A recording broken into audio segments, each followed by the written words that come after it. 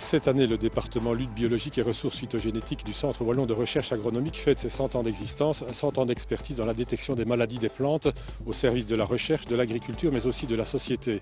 Le département est devenu aujourd'hui un centre de référence pour la détection d'organismes de quarantaine et dispose à cet effet d'un laboratoire certifié ISO 17025.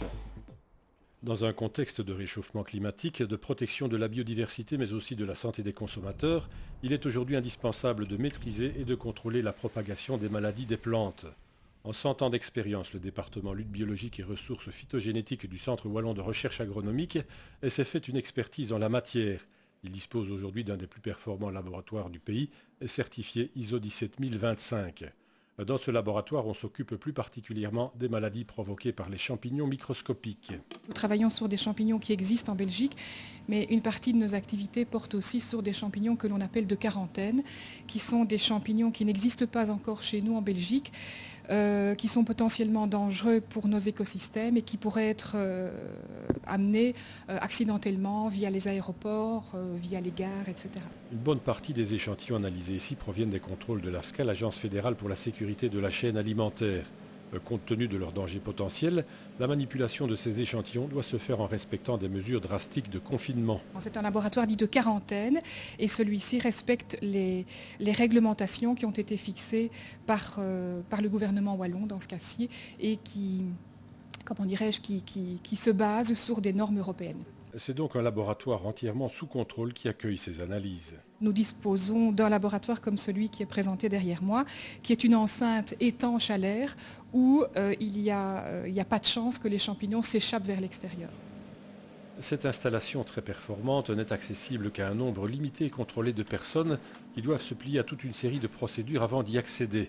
Le laboratoire se compose de deux parties. Un sas qui est derrière moi où le personnel peut se changer, donc port d'un tablier spécifique aux manipulations d'organismes de quarantaine, port de chaussures particulières également, port de gants. Et l'enceinte proprement dite est une enceinte où l'air est filtré. L'eau, les eaux usées qui résultent du nettoyage des végétaux contaminés les eaux sont également traitées avant d'être relarguées vers l'extérieur.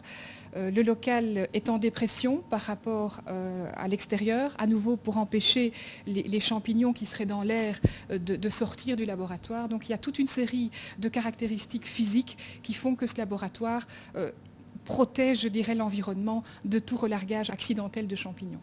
À titre d'exemple, quels sont les produits que vous analysez ici ? Nous analysons tout type de plantes. Ici, le laboratoire s'est spécialisé dans tout ce qui est pathologie forestière. Donc, on reçoit pas mal d'échantillons d'arbres, mais on reçoit aussi des plantes ornementales, des légumes, des fleurs, enfin voilà, un peu de tout. Tout ce qui est susceptible d'être contaminé par un champignon de quarantaine. Et comme ces contrôles portent souvent sur des marchandises qui entrent ou qui sortent du pays, ils doivent être réalisés dans des délais relativement courts. Nous avons des délais à respecter pour l'Agence de sécurité alimentaire. En général, nous essayons de fournir une réponse en ayant les 5 ou 10 jours.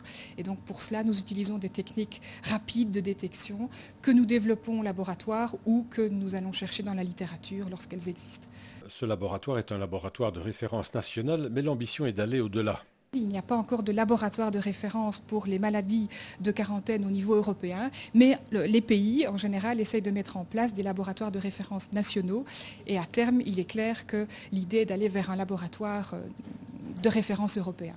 Les nombreuses analyses effectuées depuis des années ont également permis de créer une mycothèque, un outil bien précieux pour ce type de travail. C'est une bibliothèque où nous conservons des champignons sous une forme vivante.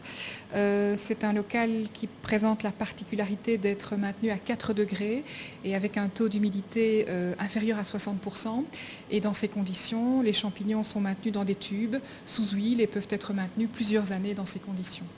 Une telle collection, ça vous permet de gagner beaucoup de temps dans vos analyses. Oui, absolument. Dès que nous avons le besoin de remettre en culture un champignon, nous interrogeons la base de données, puisque chaque champignon qui se trouve dans cette collection est répertorié dans une base de données.